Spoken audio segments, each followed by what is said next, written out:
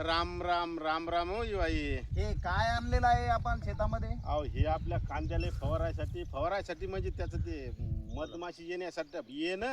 हा मग आता पॉलिनेशन झालं पाहिजे. बर बर मग मधमाशी नाही तर यानं वायटोळी सारखं फिरवायचं. बर मग हे हलते याची पावडर त्याच्यावर जाते. बर गेल्या वर्षीचा अनुभव आहे बापू. बर तुम्हाला किती झाला होता मागच्या वर्षी? किती क्विंटल लावलेला होता 10 कांदा? क्विंटल होता. या माशीच्यानं कमी लावला होता 10 क्विंटल, पण मग त्याला 4.5 क्विंटल बी झालं. बर जरा बरं वाटलं. मग किती वेळेस फिरवला होता तो? 5 वेळेस. बर बर हो, एकदा पावडर आली की 5 वेळेस फिरवायचा. बर बर बर हो.